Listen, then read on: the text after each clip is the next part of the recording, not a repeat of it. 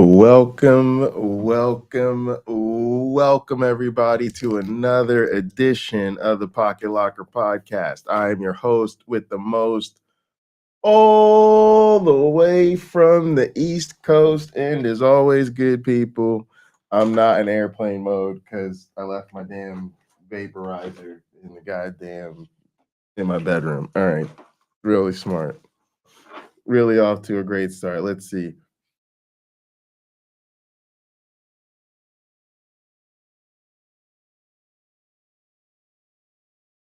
Handy dandy disposable. Chilling in the cut.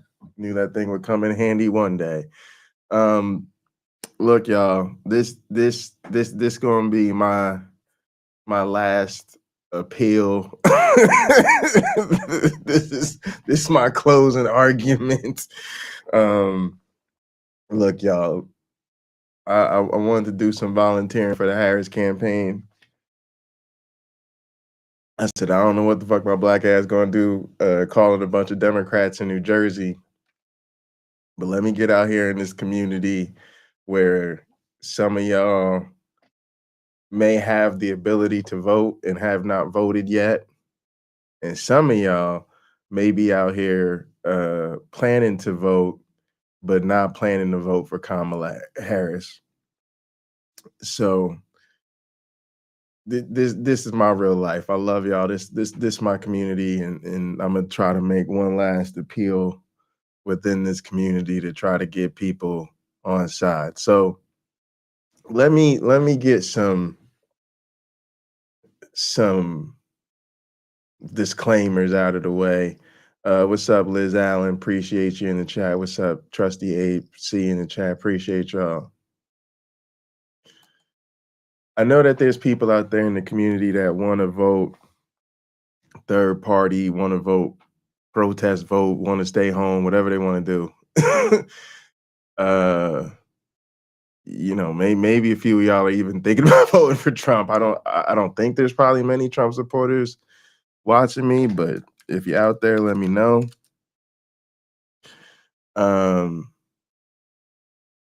Appreciate you, Victoria. This is not something where we're gonna lose friendships over it. If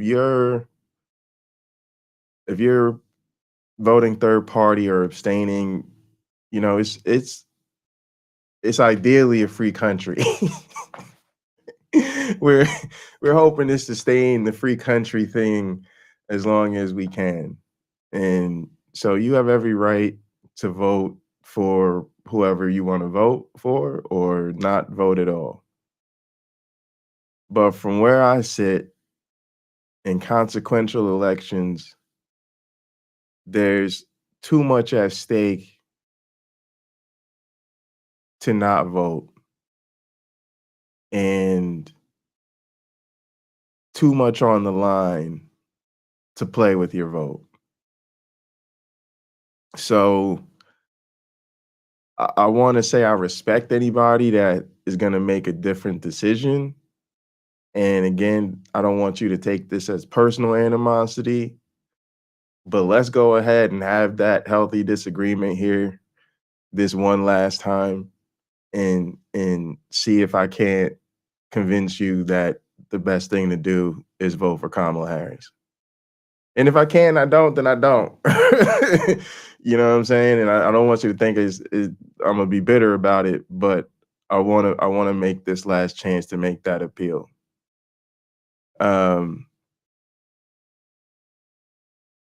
So let's go ahead and get to it. The first thing is, I just think the reality of a second Trump administration is something that I just haven't even really thought about all of the terrible things it would mean for this country.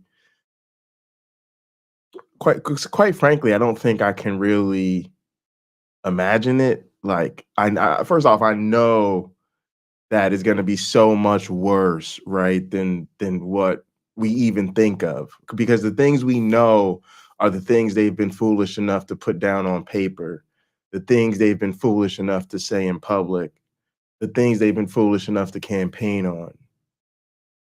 In reality, a lame duck second administration Trump, one way or the other, looking at probably life behind bars if he's not the president.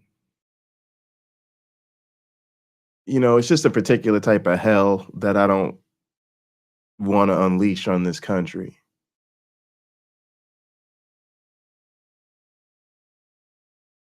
And I don't think we've really stared the Trump phenomenon in the face. And by that I mean there's a lot of stupid Americans who never grew the fuck up, who are really bad people who support Donald Trump. We need to deal with that. We need to have a reckoning with those people because they have severely failed all of us. But we don't have any time to have that reckoning right now. And the reality is, those that have not already cast their vote for Donald Trump are going to wake up tomorrow morning and cast their vote for Donald Trump with the greatest of enthusiasm.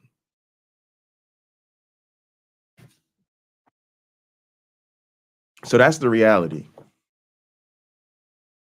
Please believe, in lieu of another candidate getting more votes to the tune of whatever the tens of millions it's going to be, whatever it's going to be, 70, 80, it's always going up. So I wouldn't be surprised if the number this time is 90 million votes. In lieu of that, Donald Trump will be the next president of the United States of America. That's just a fact. He gonna get the votes. His base is gonna turn out. I know they're terrible people, and let's not get it twisted, y'all. They're to blame. They are to blame. If the numbers get tallied up and Kamala Harris loses to Donald Trump, I'm gonna be very disappointed at all my friends who stayed home. I'm gonna be very disappointed at all my friends who voted third party. But I will understand that the real problem is the tens of millions of people who woke up in the morning and thought it was a good idea to vote for Donald Trump.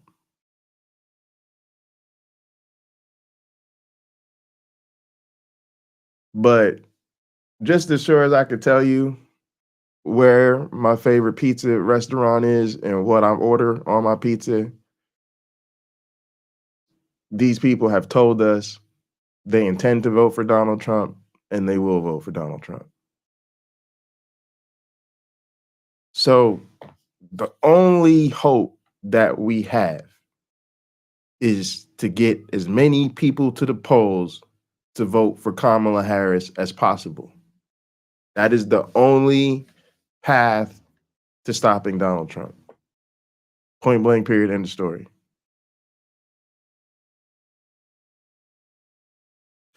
We got a lot to talk about. We got a lot to get to. So I'm just making my basic case. That's point number one. This is the only way to stop Donald Trump.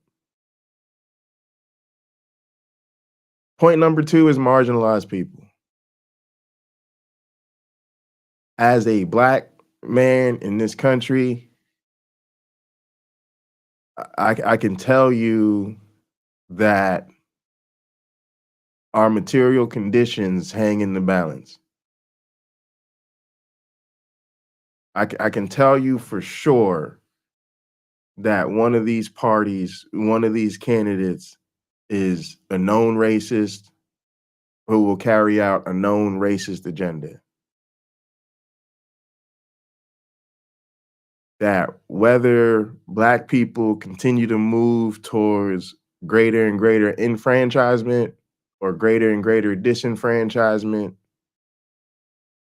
does not completely come down to who's the president of the United States of America, but who is the president of the United States of America will absolutely make an incredible difference to our material conditions, our safety, and even our lives. Please believe when Trump plans to give police qualified immunity and let them have a couple of hours or a few days of a purge of really cracking down hard on all the undesirables. Trust me, most of them people will be black and brown. Trust me, as his team makes legal moves to have votes challenged, votes thrown out, to have mail-in drop boxes removed, voter ID laws, citizen checks, all the things that the Republicans plan to put in place that they call voter integrity is really, really, really, really, really meant to suppress the Democratic vote, particularly the vote of black and brown people. It's 2024. These are the facts. If you didn't realize what that is really, really about, I just told you, and you need to deal with the realities of what it is.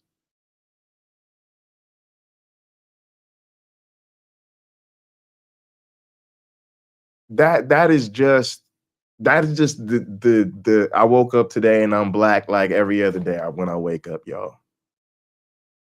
That's not even to really hit you with the weight of this moment as a black man, really understanding the hatred and the vileness of how this country has always treated people like me, and how many people had to fight and die so that somebody that looks like me could even have the right to vote.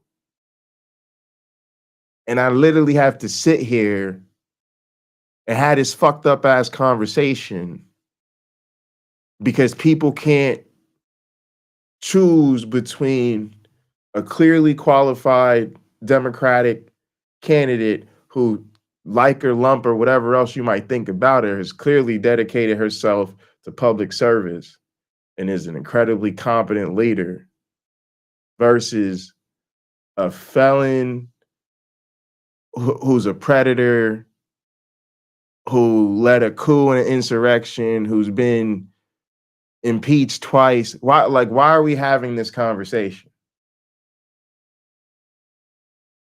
It's just so insulting to those of us that understand, like I said, how many people had to fight and die for us to get this right to vote. And we got people out here that's playing games with the vote, yo. Like that isn't really what it's about. Listen, let me tell y'all something. Politics, at the end of the day, that's it. Ain't no other game really to play. Politics is it, okay? I know a lot of y'all out there, maybe with some people, the spiritual religion, that's fantasy land. That's belief, that's faith, that's neither here nor there, literally neither anywhere. So it might be more important to people in their hearts, but we can't demonstrate its impact on our material lives. You understand what I'm saying to you? I'm not even trying to insult religious people like that. I'm not even trying to go there. I'm just saying they may think it's more important, but they can't show it to be more important to all of us. You may love sports. You may think the World Cup brings people together, or the Olympics is just the highest. It just the whole world stops and holds hands and competes, whatever. I know it's fashionable to pretend you hate politics, to pretend you're not interested in politics, to slander politicians. I know all of that is real fashionable. But the reality is this is the only game that matters, y'all. This is the game where we decide how are we to live together. And I think that no matter how you hit me, no matter what walk of life you come from, To me, that is the ultimate question in life. Fuck all the bullshit. I ain't got time to worry about the afterlife, the before life, the Big Bang, the quantum. Are we going to, I don't care about any of that. How are we to live together right now in this moment as people stuck up in this American experiment with one another? And this is how we figure that out. Matter of fact, this is how we figure out who's going to be the lead dog in that race. So that's just the basics of black. Let's throw in, of course, fucking half the species or more are these things called women and other people that are not men. And um, we simply just can't do this to them. Period. End of story. You don't have to be. I don't even I don't know what the issue is. I don't even know, again, I don't even know why we're having this conversation.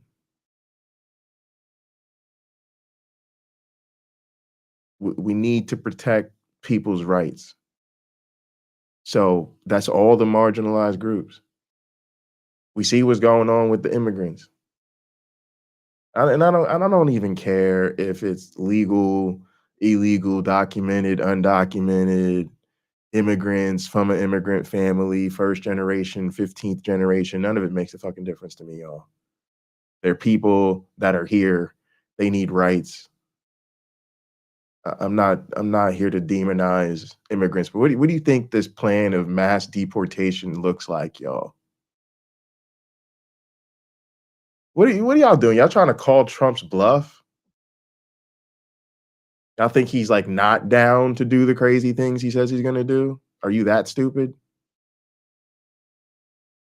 So we really gonna sit this one out or protest vote when that man is planning some literal Nazi style mass deportations? We just gonna we got a statement to make. I don't understand that.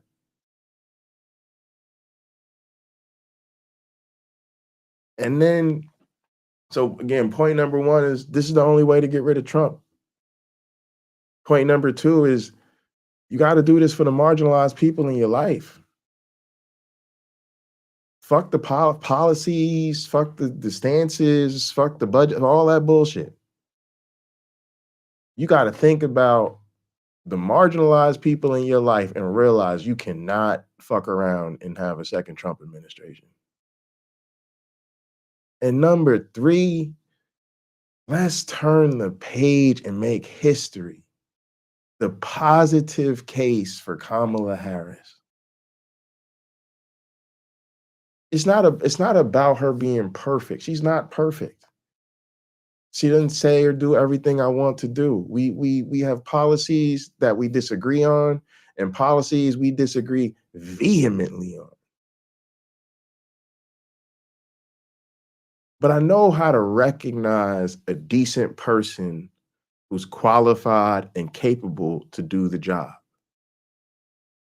I know how to recognize a person and say, I may not agree with that person, and I really don't agree with where they're at on this other thing, and where they at on this thing got me heated, ready to throw rocks. But I understand I can negotiate with this person. I can apply pressure to this person. I have messaging that will resonate and get through to this person based on the commitments that they've made. There's a certain alignment of our self-interest when it really comes down to it. Let's be real, y'all. When it really comes down to it, it's about the alignment of our self-interest. There's a person who what they need to be the type of leader they want to be, and for them to stay at the president, for them to be the commander of the ship, they're gonna have to do certain things. They're gonna have to have a certain coalition and base of people behind them. And we're part of that coalition and base. So we have relevance to one side. The other side has already said, fuck us and everything we stand for. And I'm tired of the negativity. I'm tired of Trump. And quite frankly, I'm tired of men. I'm sick and tired of men. Y'all hear me? I'm sick and tired of men. It has been long overdue that it is girl boss time, that we take the motherfucking keys and hand them to mom because dad is fucking reckless. I'm tired of the men. We have a chance to turn to page and to say that this woman is ready to do this. She is the best choice we have right now. Genuinely. And I think it says something terrible about people that they're trying to find an excuse not to vote for her. You're telling black people and women that you're not ready to move forward. Because this is the same shit we've always experienced. Being the most qualified person, the best person, standing there ready to do the job, and everybody doing triple backflips to find a reason to not give us what we've earned. She is the best candidate we have right now, period, end of story. She has a plan. She's building a big tent. She doesn't have the baggage. It's her time. She's not just giving us something to vote against. Let's be honest. When we voted for Joe Biden, we were simply voting against Donald Trump. There was no enthusiasm for Joe Biden. There was no meaningful way that people thought his policies would be anything other than status quo, centrist corporate Democrat policies. He literally got up during the State of the Union and called himself a Zionist. Okay. We were simply voting against Donald Trump. Kamala Harris has given us something to vote for. All right, y'all, let's go ahead and get to the content. First up, we're going to do a video about how Trump is a fascist. We're just going to go there. We're just going to hammer home on that, and then we're going to end with a bit of the positive case for Kamala. So, let's go ahead and get to it. Love seeing everybody here. Good to see Carrie Ann, of course. PC's in the house. Jedi's in here. Great to see all of y'all. Great to see everybody. Jake's in the house. Love everybody just sneaking in. UC is here. Appreciate y'all. Katina's here. Dion is here. Man, y'all showed up. Y'all showed up. I never know what the turnout gonna be like for these things, man. Appreciate y'all. Of course, Liz was here earlier lurking. Liz, hope you're still lurking and working. Get that work done, baby. All right, let's go ahead and get to this clip, y'all. Of garbage in the middle of the ocean right now. Yeah. I think it's called Puerto Rico. Out of character for me to speak at a Nazi rally. I was just in Israel, but I took the gig. As the first Samoan, Malaysian, low IQ, former California prosecutor ever to be elected president, it was just a groundswell of popular support. Yikes. One more week, y'all. We can do this. Yesterday, Trump held a rally at Madison Square Garden in New York. And honestly, I find reporting on rallies lately to be really boring because, like, yes, Trump said some batty things, and then Kamala called him a fascist. Great. That's frankly no longer particularly newsworthy. But last night's rally was a bit different, just in the level of racist, bigoted, hateful vitriol, which was turned up to 11. Frankly, Trump is feeling the heat because Kamala is out fundraising him, and she's pulling ahead of him in many polls. So he's leaning into what he does best, saying incendiary things in the hopes that his base will be angry enough to show up in droves on election day. And if there aren't enough for him to win, they'll be angry enough to believe the election's stealing lies afterwards and maybe succeed in their coup this time. And this hateful xenophobic rhetoric, combined with his connections to Project 2025 and his calls for mass deportations and attacking the enemy from within. I think the bigger problem are the people from within. We have some very bad people. We have some sick people, radical left lunatics. And I think they're and it should be very easily handled by, if necessary, by National Guard, or if really necessary, by the military. Do you guys not realize just how crazy that is? That, like, someone running for president literally just sat there on national TV and was like, yeah, actually, I think it'd be cool to just use the military against the radical left because they're the enemy within. Like, what?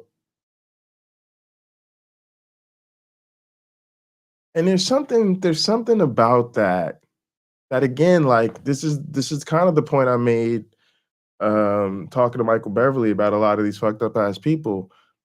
Throw them off the bridge. Throw them off the bridge.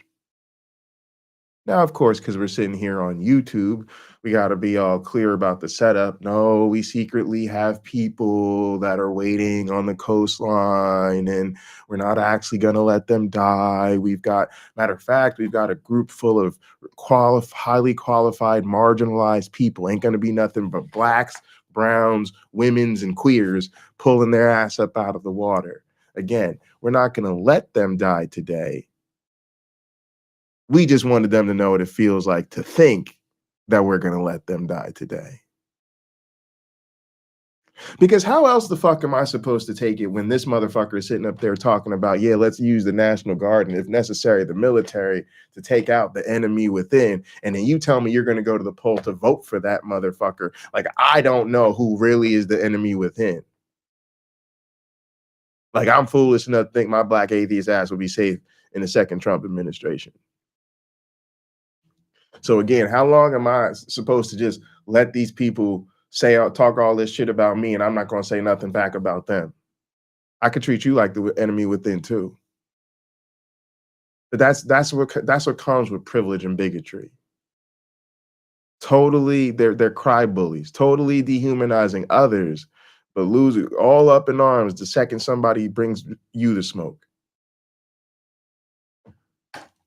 People, including Kamala Harris, sounding alarm bells about fascism. Trump even speaks positively about Hitler and is looking for generals with the same level of loyalty as he had. And so while I think comparing politicians and movements to Hitler and Nazis is a bit overblown generally, and I avoid doing it because it should be reserved for when the comparison is actually particularly apt, I think we have reached a point where the comparison is particularly apt. So today we're breaking down the fascist things Trump has said during his campaign and comparing that to Hitler. We all study the Holocaust in school and learn a lot about the aftermath of World War II, but taking a look at the years leading up to the war, the things Hitler said and the way he took power is, let's just say, instructive. And all the more reason to show up and vote this year for Kamala Harris, whether you like it or not, frankly. Let's get into it. Thank you to my partner on today's video, Lumen. I've been, for the first time in my life, actually prioritizing the health capitalism. of my nervous system.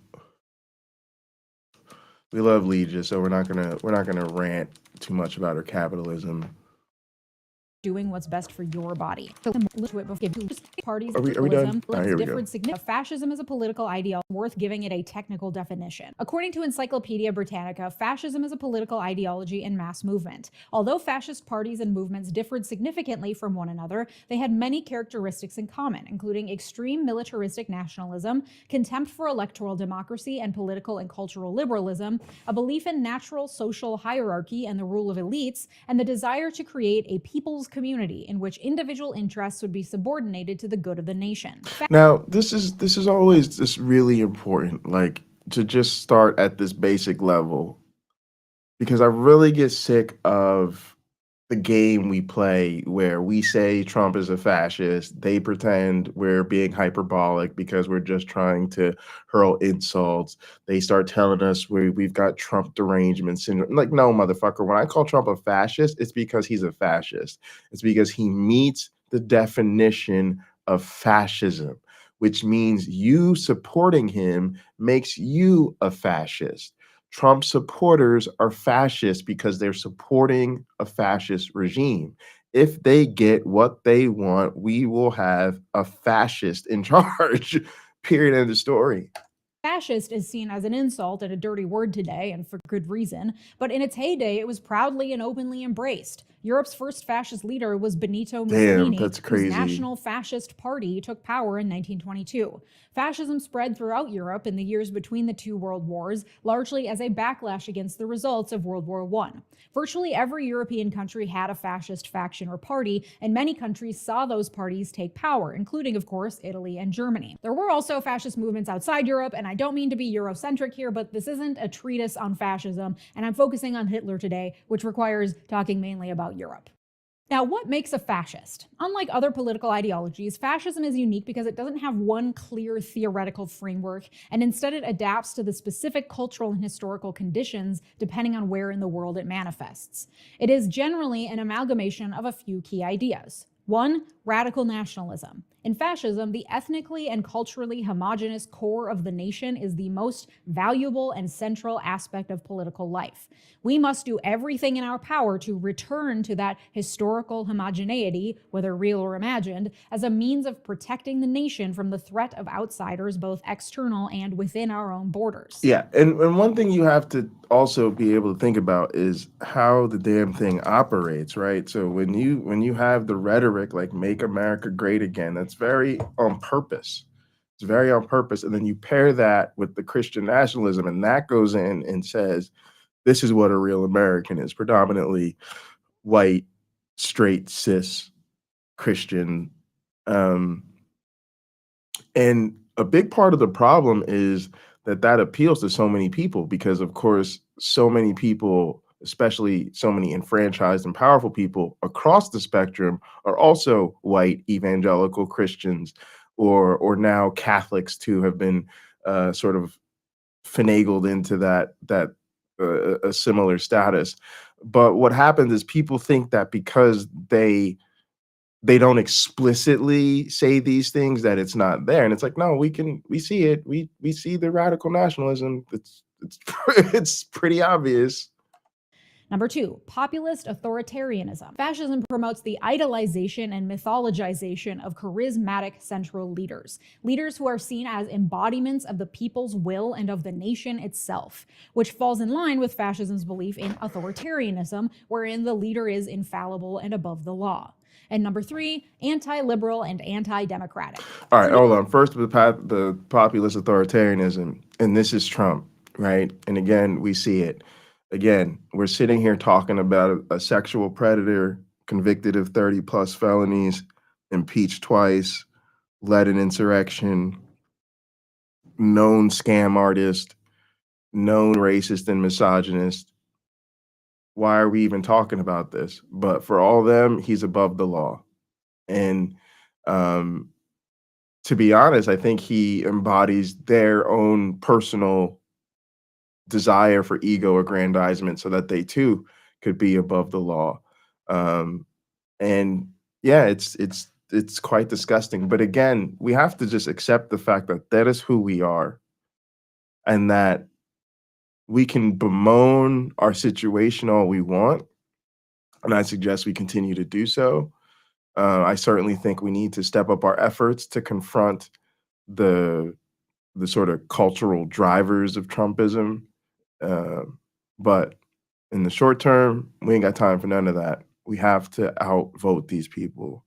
Additionally, fascism expresses its anti-liberal sentiments through a rejection of the liberal emphasis on individual rights and freedoms, and instead advocating for subordination of individualism in favor of the collective fight for the nation. Democratic processes are weak, bureaucratic, and inefficient. The will of the nation must be implemented through swift, decisive action by the idolized leader, who embodies the will of the nation anyway, so let him just do his thing. Unlike traditional conservatism, which advocates for order and tradition, fascism brings a revolutionary fervor and populist rhetoric that alienates traditional conservatives as well as liberals. It is more radical, more movement-driven, and, as I said, more willing to fudge traditional political ideology in order to achieve the ultimate end goals of radical nationalism and populist authoritarianism. And a lot of the details of any particular fascist ideology differs depending on the specific location and moment in time when it manifests. Those details generally revolve around scapegoating and fear-mongering, capitalizing on whatever is most scary to the population and giving them a group towards which to target their anger. In Italy and Germany, the fascist parties capitalized on the anger and fear of war veterans, the middle class, and other segments of society who felt alienated and threatened by societal and economic change. And socialists, who were violent, godless revolutionaries intent on dissolving the traditional way of life, like the Bolsheviks in Russia, as well as Jews, who were allegedly involved in, the massive plot to control banks in the world through an underground network, et cetera, et cetera. This trope has been around for a very long time. They were the chosen scapegoats, along with everyone else who didn't fit the mold of the imagined traditional cohesive identity of the nation. So in the case of Germany, that's the pseudoscientific Aryan race, a discredited concept that was invented in the 19th century by racist linguists, as well as a bastardization of social Darwinism, and then adopted by extremists in the 20th century to validate their violent ideologies. And no one adopted it quite as hard as Adolf Hitler. But again, y'all, like we're living through this again because, first off, let's be real. It's the Republican Party, and they have been doing this with women's rights, Black people, gay people for time immemorial. It's one of the things that really, in a sense, pisses me off when I have to confront these issues. Because I'm sitting here like, what? Who did you think they were? Like, who did you think they were? Like, I love when people tell me that the MAGA people, they're so different than the the traditional Republican Party. I'm like, what did you think the fucking traditional Republican Party was about? Yeah, maybe they've amped it up a little bit. Maybe they've introduced some new wrinkles, but nah, variation on a theme, my friend, variation on a theme. So to me, this is just the core of who they are and who they've been, but it's the same thing. We need to move towards the left. We need to move towards progressive ideals, which feels like moving towards socialism, feels like moving towards communism. These are actually things we need to do. So now we find ourselves in the same situation where those of us that are on the left, it's easy to look at us and talk about the godless left and their communist and all this other type of shit. And that's exactly what we're getting. And then, of course, the demonization of trans people and the very clear and obvious trans panic that, you just want to take people's rights away. Just say trans, but trans. Just it's like fucking Beetlejuice to say trans in the mirror 3 times, and white people will fucking freak the fuck out. And then you can do whatever the fuck you want after that. And we're doing the same thing with immigrants. Literally like Trump is like, the point of me bringing up Hannibal Lecter is to tell you guys that that's the type of people they're letting in our country. So what you trying to tell me? Trump is don't tell me Trump is not a fascist to my face. Don't. You can lie to yourself all you want to, but when you lie to my face and insult my intelligence, that's when I want to throw hands. So I'm just sick of it. I'm sorry, y'all. I'm sorry. I don't want this to be the case, but this is where we find ourselves. So yeah, don't, and look, it's the simple solution, y'all. Just don't have me around your Trumpist friends. Just don't. We're gonna fight. I'm not gonna like them. Because you might be like, well, Jay, we're just gonna all get together and eat sandwiches, and you can just pretend that they're not a Trump supporter. We don't have to talk about politics at all. I'm like, you think I'm gonna know a person's a Trump supporter and I'm not gonna go at their fucking neck? I'm like, oh yeah, how's that turkey club? Oh yeah, you enjoying that aioli? Yeah, okay, yeah. I heard you're a Trump supporter. What the fuck is up with that? Why are you voting for a fascist? Excuse me. I'm gonna throw off the whole vibe because I'm going right there. We don't have to, politics don't have to come up. I'm gonna bring it up.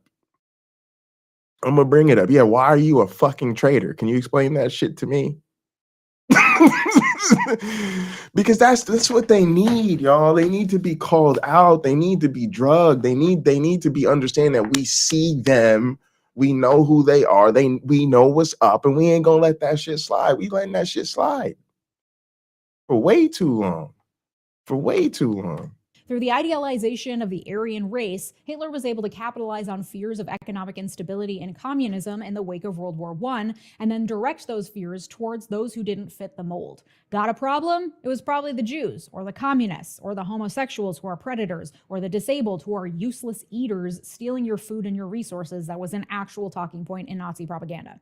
By playing into those fears and othering the people who do not fit the nationalist mold, fascists are able to create a strong identity, an us versus them mentality, which further solidifies that group dynamic. From this emerges what appears to be a safe haven for loyal members, where they will be protected, where there are clear answers for how to solve their problems, and where they can fight for their righteous national identity behind a strong leader that is above the law. Okay, now that we have the basics out of the way, let's examine how fascism manifested itself in Germany ahead of. Yeah, Carrie, and a lot of people fell for that back in 2016. You know, it's a different thing. You know, it's not. I'm sure for a lot of people, it's not their proudest moment. But you know, it's almost a decade later. You know, it's just a whole different. It's a whole different ball game now. We've had almost a decade of him in the spotlight to know what's up. So I got no real smoke for the 2016 Trump voters. World War II, and I think you'll find this history very instructive. World War I led to the collapse of the German Empire and the creation of a new democratic republic. The new German government was forced to sign the Treaty of Versailles, which restricted Germany's ability to build an army or participate in any aggressive behavior, as well as requiring Germany to pay restitution and cede colonies and land. The reparations and restrictions after World War I tanked the German economy. In September 1923, $1 was worth 4 billion German marks. Soon after, the global economic collapse of 1929 led to deep unemployment, hunger, poverty, and homelessness in the early 1930s in Germany. This level of economic upheaval, combined with a sense that the world was unfairly attempting to suppress Germany and the German people, created a situation rife for backlash and movement building. Movements on both ends of the political spectrum were built, and many attempted to overthrow the new government. This also meant that the new government was deeply divided, making it nearly impossible to pass new laws, and many Germans lost faith in their leaders' ability to govern. Sound familiar? The Nazi Party was one of many new movements that grew out of this post-World War I discontent. And Adolf Hitler, a young wounded World War I veteran, joined early in 1919. The group was impressed with his organization and oratory skills, and he became responsible for recruitment and propaganda, organizing larger party meetings and rallies where he would give speeches that made him indispensable to the party and its growth. In 1920, he developed the party's 25-point program, including pushing for an overhaul of the party structure that replaced the Democratic Committee with a single leader with ultimate control. When this restructuring was rejected, Hitler resigned. After the heads of the party realized that Hitler's speaking and organizing skills meant that without him, the party would flounder, they agreed to his demands and made Hitler the party chairman. In 1923, Hitler— Y'all, that is literally like exactly what happened with Trump. It was like, he wasn't even, I think Trump was literally seen as a joke candidate when he first started, right? Because there was no way he was going to make it through the establishment. But that just shows you how bullshit the establishment always was, especially in the Republican Party. But once they realized he had influence, once they realized he could drive fundraising, once they realized he could, then all of a sudden they took him seriously, and then they all fell in line behind him. It's exactly the same thing. People fell in love with his rhetoric and his charisma. led a failed coup attempt that involved a march on the War Ministry building that resulted in violence. Hey, Wayne. 14 Nazis died and 4 policemen were killed. Hitler was later arrested and spent less than a year in prison, where he wrote Mein Kampf. After this failed coup, Hitler realized Hey, it would be more Bree. effective for him to take over Germany through electoral means by winning democratic support for his party and getting elected to power. So he got organized. He divided the country into regions, which each had a designated leader, then subsections of those regions, which each had a designated leader, and then even smaller sections inside those subsections, also with designated leaders, and each leader answered to the section leader above them, who ultimately answered to Hitler. Groups were also formed for doctors, lawyers, etc., to infiltrate existing social structures and help the party gain more members and supporters. Hitler also established. But see, this is where Trump benefited from. Like once he became their guy, he benefited from the party infrastructure. Now, what's so interesting now is he's actually corroded and ruined the party infrastructure from within. So, for instance, if he loses, a big part of why he loses will be because Kamala's campaign is so much more well-funded and well-organized. And it's not just the differences in funding, it's the fact that so much of Trump shit had to be spent like for his legal defense and all this other bullshit. And then also like then he had to like outsource his get out the vote shit to like Elon Musk. And you know, Elon Musk isn't up to snuff on that stuff. So just kind of interesting, but he did definitely benefit from it, and now he's kind of ruined it. And I hope he continues to ruin the Republican Party, to be honest with you. For the SA, the paramilitary arm of the Nazi Party. Initially, this paramilitary was a militia made up of ex-World War I soldiers and unemployed men who were disorderly and had free reign over their activities. To give this militia an air of legitimacy, Hitler appointed a strict leader to give the SA a more defined role. The SS was a small subdivision of the SA, originally meant to act as Hitler's bodyguards. The SS was significantly expanded in 1929 when Hitler put Heinrich Himmler in charge, who would lead the SS to police the entire Third Reich.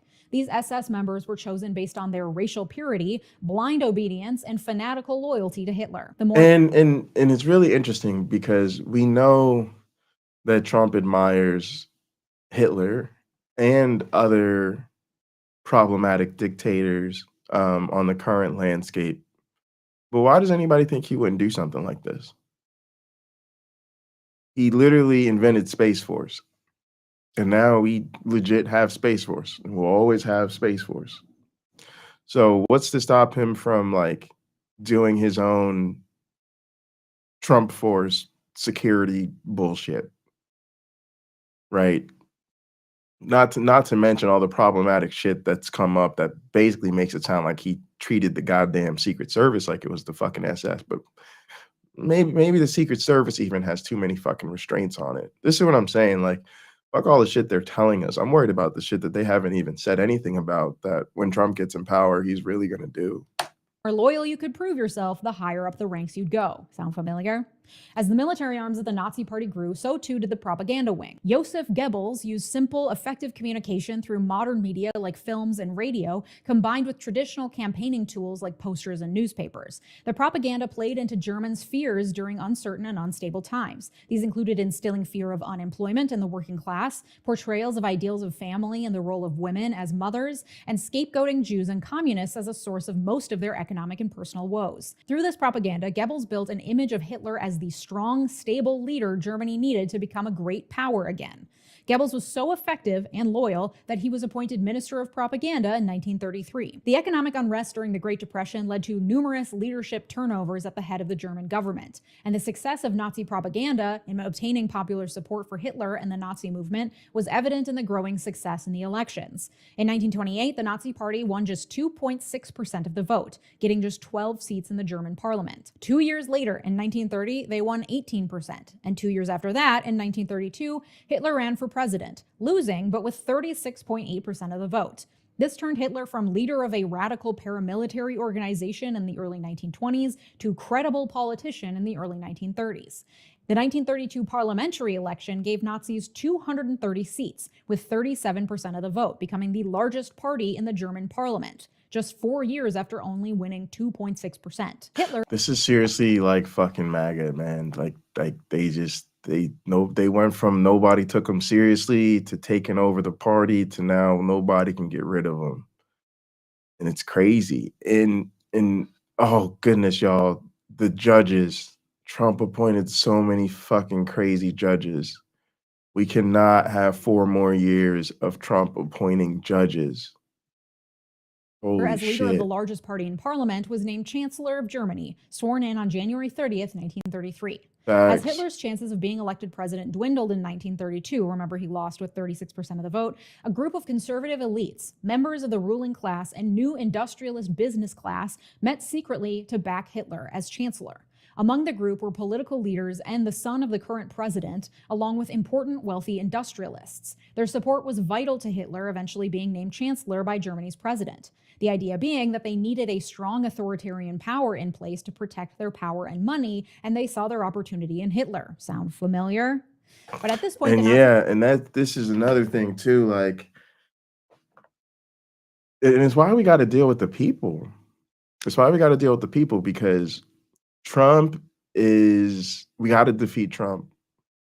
But the people that are using Trump are not going to stop with Trump. Matter of fact, I think, like the whole dark MAGA thing, I think is really going to take off, actually.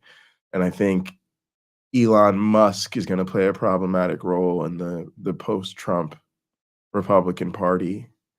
He can't be a candidate, at least not right now, but he can wield a lot of power. But they're not going to go away. They're going to find a new puppet. They're not going to relinquish power, and they're a lot more savvy. And to be honest, if they get to pick their new puppet, the person might actually be a lot more effective.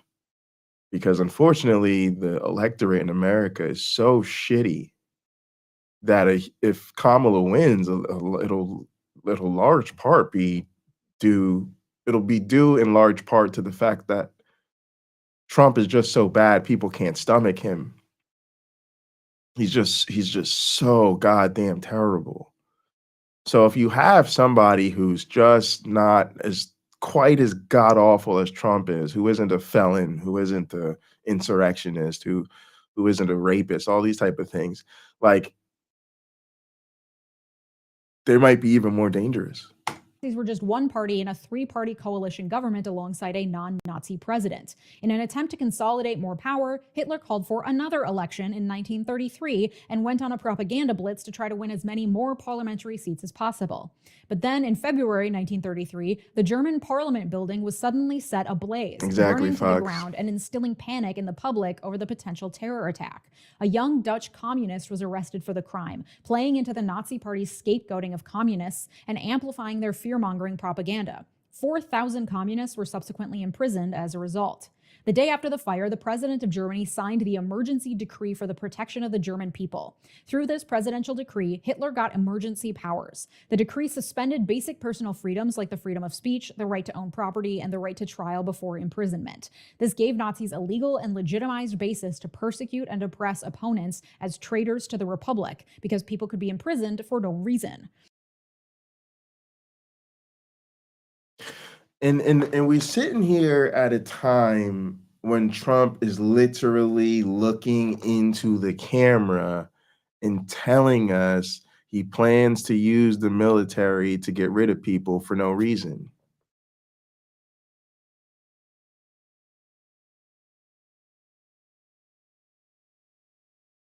But they're gonna vote for him. Listen. That's the moment we're in. There's no red line for Trump. Forget it.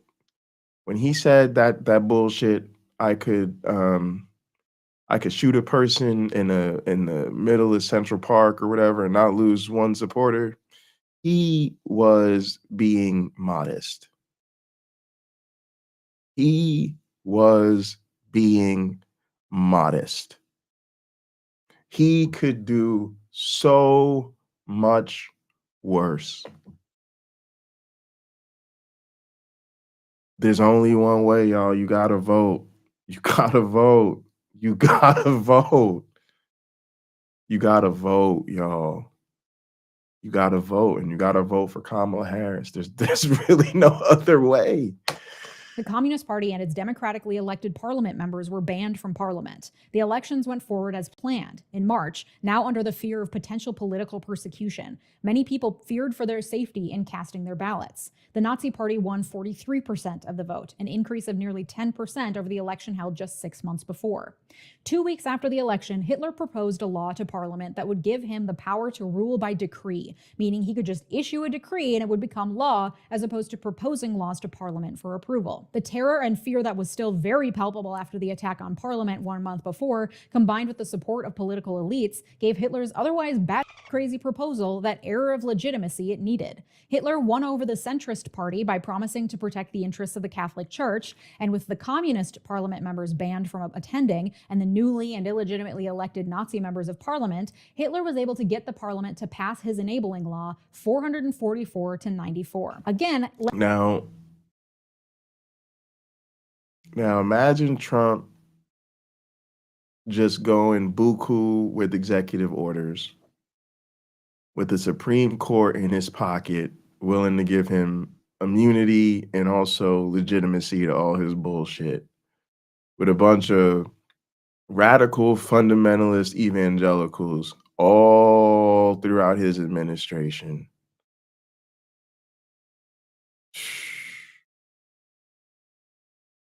It's going to be the same shit. In exchange for putting evangelicals and right-wingers in power and giving Christians a setup so sweet that they don't even feel the need to vote anymore, he's going to hand them the keys to the motherfucking kingdom and say, do whatever you want. Y'all will be so lucky if this don't turn into a formal theocracy. Because what's stopping them?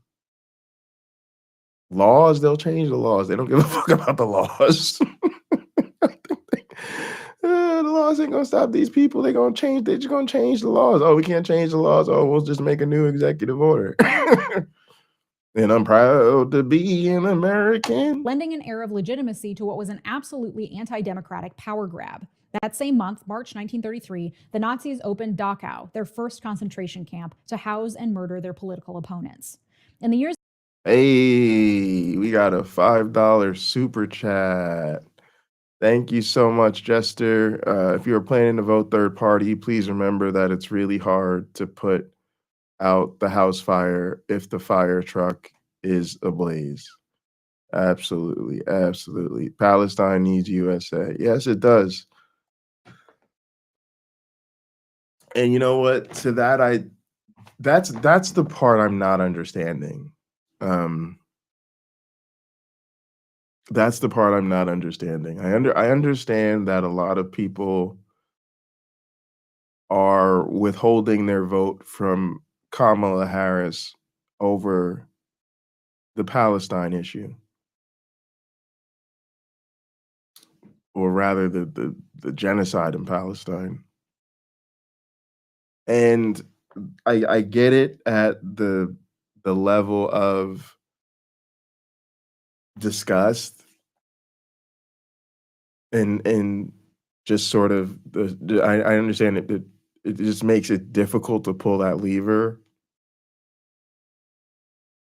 But what I don't understand is what other choice do we have to bring about any desirable outcome? It's very clear most of the pro-Palestinian leaders we have in Congress and in government support Kamala Harris. The uncommitted movement has endorsed Kamala Harris. She's on record saying she supports a ceasefire. It becomes a situation where it feels like virtue signaling but doing it so hard that you miss the pragmatics. Like, first off, she's just not in power right now. She's the vice president. And again, like we've covered, the president of the United States sat up there and said he's a Zionist. So what the fuck do you think the vice president can do in a situation like that? But to me, she's made it clear that she supports a different policy. And not only is she committed to that, it's she's clearly the candidate that you can have that battle with. And it's very clear. It's like, first off, I think the uncommitted movement and the Palestinian issue is a huge part of the reason she's the candidate to begin with. If people don't see that, I'm like, I don't know what's wrong with you. Yeah, the Trump debate was bad, but if it wasn't for Palestine, Joe Biden would probably still be the candidate right now. So the fact that the uncommitted movement was as successful as it was, and you know, them switching to her after the debate and everything, a huge part of that calculation was they knew they needed somebody who was gonna do better to unite the base on the Middle East. In other words, they knew they couldn't pick another person who's gonna stand up there and say they were fucking Zionists. And if you go back to even when Kamala first ran for president, she was to the left of Biden on almost everything. So to hold her accountable for the current policy, again, I get it. She's part of the current administration. It just doesn't feel good. But you just got to be realistic in about she's just not in a position to really do anything about it. And it's a total different situation when she's in charge. So it feels like they're not taking yes for an answer, because there's and the other thing that really gets me about this is you have to take into consideration the actual calculus of the moment. Like,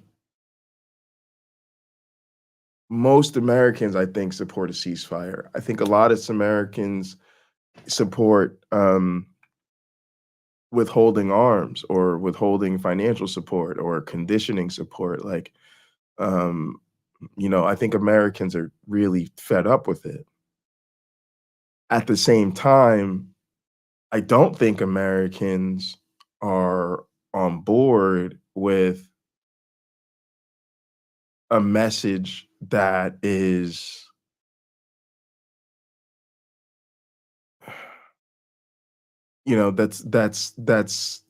that's unfortunately that's going to undermine the rhetoric of Israel's right to defend itself. That's going to, like, there's what I'm getting at is the people who want a certain purity in a candidate on the Palestine issue don't understand that that stance would render that candidate unelectable. I don't like that. That's not my politics. It's not my personal stance on the issue, but that's the political reality. If Kamala Harris gave these people what they wanted, she would not be electable. And therefore, we would have the second Trump administration. Trump's already told Israel to do whatever they want. He doesn't understand why they're taking so goddamn long, and that would be the reality. So to me, those people don't really care, because they're not recognizing if somebody took it to where you want them to be, they wouldn't get elected. So what you need is somebody who is strategic enough and crafty enough to commit to what's right and say, hey, look, I support, the ceasefire, I support doing things differently. Like, this can't keep going on. And they give you that on the record. And then they keep it within the framework of electability. Then when they get in office, let's see how much further we can push them. That's the only play. It's the only fucking play. It's literally the only play. And it's the only way that you meaningfully get the US to do anything for the people in Palestine. So do you really, because if you really care about Palestine, you have to actually give a fuck about what it takes to get it done. You have to give a fuck about what it's gonna really take to end this fucking thing. And you sound new to the fucking game. There has been genocides forever. There have been wars forever. You know what we have never done? Stop them overnight by electing a fucking communist, fucking Puritan president in America. That's just never ever happened, and it probably never will. What you can do is elect a Democrat who has real pressure from their base, which is what's going to keep them in office. They have real pressure from their base to end that fucking conflict. And once they're in power, you use that leverage and pressure to end this fucking conflict. But if Trump is in office, you might as well just go ahead and get out your eraser. That followed, Hitler continued his work to appear moderate while slowly taking over through nominally democratic means, lending to the illusion of stability and democracy. Tension between the SA, remember that paramilitary group, and Nazi leadership grew as the SA wanted to engage in more overt revolutionary activities, and Hitler had Himmler and others in his ear, making him fearful of a potential SA coup. This led to the Night of the Long Knives in June 1934, in which most of the SA leadership, as well as other political opponents, were arrested and murdered without trial. Goebbels, the propaganda leader of the party, created media coverage that presented the attack as a preventative measure in response to a planned coup on the government. Okay, so Mommy, this is the other thing. I do think a lot of the people that are out that way, there's some people who are explicitly like MAGA communists or whatever, but I do think there's a lot of quote unquote leftists and progressives who are essentially conservatives in cloak and dagger. And this sacrifice everything for Palestine rhetoric feels like a spike from within. It feels like atheists for liberty, right, y'all? It feels like people who fly the leftist or progressive flags but don't really give a fuck about the issues, definitely don't really give a fuck about the people, and also are privileged. They're mostly, let's face it, privileged white guys in the organizations that they run, and they're good either way. So they're perfectly fine telling you to use your vote to do their virtue signaling. And I just think people need to be way more on guard and cautious about who these people really are and what interest they really represent, because I think a lot of them are full of shit. Seen by the public as being unruly and violent, many saw the attack as a legitimate move by the government to ensure public order. And in July, the parliament retrospectively passed a bill legalizing the purge as an emergency defense measure. Again, more legal legitimacy. Outside of the military, from 1933 to 1934, the Nazi Party systematically took control of all aspects of Germany, all through what were considered legal and democratic means because of Hitler's decree powers given to him democratically by parliament. He issued the Act for the Restoration of the Professional Civil Service, removing anyone of non-Aryan descent from civil service, including the removal of any judges that were deemed non-compliant with Nazi law or principles. The Nazis replaced... And again, like, what is the fucking law when Trump appoints loyalists in all the judiciary positions, right? And then it doesn't matter because they got, first off, they have so many state courts on lock, but then they have a federal judges and all their fucking districts. Like they just have this shit so sewn up, and people don't even realize like the fucking storm they can unleash on us. It's so crazy. Supreme Court with the People's Court, on which sat judges chosen specifically for their Nazi beliefs. Goebbels was put in charge of controlling the national media, arts, and culture, ensuring they all advocated for Nazi ideas. Then, in August 1934, the president of Germany, the final check on Hitler's power, died. Shortly after, Hitler announced that the offices of the chancellor and the president would be combined to create one consolidated leader, and that Hitler himself would occupy the role. To once again lend an air of democratic legitimacy to this proclamation, a vote was held for German people to decide whether or not they approved of the merging of the offices and Hitler's new role as Führer. According to official reports, 95% of the population voted and 90% voted in favor of Hitler. A reminder that there was a lot of political persecution and threats happening at this time. By the end of 1934, the Nazis managed to take over every major aspect of German government and place Hitler at the top with zero checks to his power, all using ostensibly democratic means. From there, Germany exhibited increasingly antagonistic behavior internationally, leading to the annexation in 1938 of Austria and of the northern part of Czechoslovakia that the Germans lost after World War I, and finally the invasion of Poland in 1939, which started World War II. Tsunami, tell us about 4 in Florida. I understand that's an abortion thing. I was watching, actually watching some football the other day, and the the stream I was watching apparently was emanating from Florida because there were commercials about that proposition on it, and it was really interesting. It felt like the right wing commercial was very explicit. Like, they were telling you what to vote for, and then they were like saying like their like talking points, and then it felt like the other side was like trying to be all like neutral and medical and like get informed and go to the website. And I was like, actually none of this is helping, because I feel like I'm getting right-wing spin versus left-wing vagueness, and now I don't even know what. I'm more confused than before, and I think that was in some ways the issue with this bill. Is I heard it was like worded real ambiguously, and then it felt like the commercials were trying to be slick, and that's not helping. So I don't know if you want to. Oh, here we go. The amendment proposals are extremely important too, and the wording can get tricky. Yeah.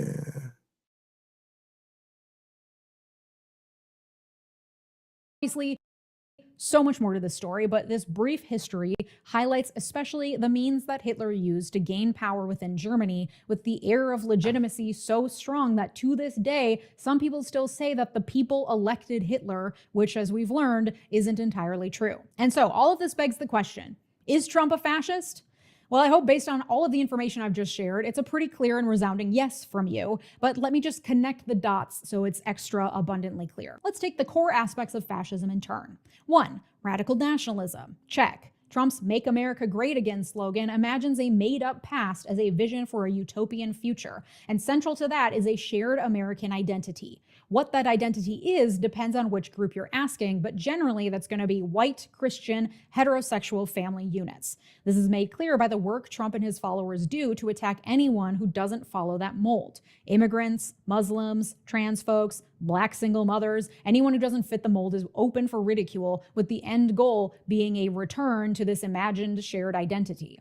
Number 2, populist authoritarianism. Check. When asked, Trump's followers, at least the ones who make it in the clips from rallies, indicate a willingness to completely ignore his words and actions, to completely accept his felony record because he is infallible, he is above the law, he is godlike, and he is not to be questioned. They don't care. Listen, we call him their God King.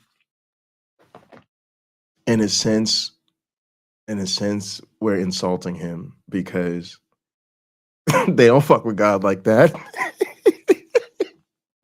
I'm dying if I'm lying. The ones who say, Jesus is my savior, Trump is my president, they're the ones who are like really devout and serious about their faith, right? And they like at the last minute, they always are reminded to like throw Jesus in there and like, sing worship songs or whatever the fuck. But a lot of that MAGA cult, they're way more faithful to Trump than they are to God. Way more faithful to Trump. Classic cartoon that shows other convicted felons. There's Gandhi, there's Nelson Mandela, and then there's Trump. Despite his nonsensical ramblings and inability to talk in full sentences, Trump has a charm to him that allows him to win people over and make them feel like he's one of them, despite embodying zero of the same qualities of most of his followers. Project 2025 and Trump himself would have him at the helm of a government stripped of checks and balances, stripped of regulations and government agencies, and stripped of any civil servant who hasn't professed a loyalty to Trump himself. And again, like, they know they're on the end. That's the power of the radical nationalism is they know he's for the white man. They know he's for the Christians. They know he's for God and country and da da da da da. And so they buy into that, and so they'll give him everything else. It's crazy. But look, first off, I ain't fucking with y'all. I'm gonna be honest with y'all. I love the people in this community.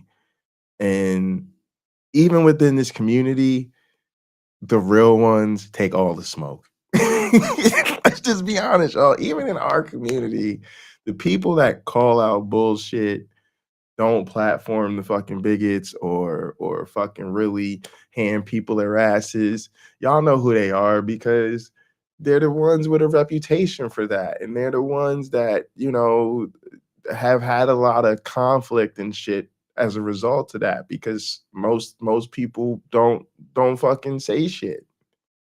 And so I really feel like we're not serious. The way like, I see it as an atheist.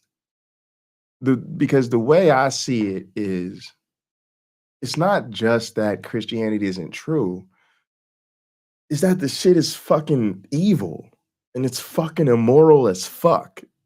And it's like one of, to me, again, my opinion, the worst influences in society.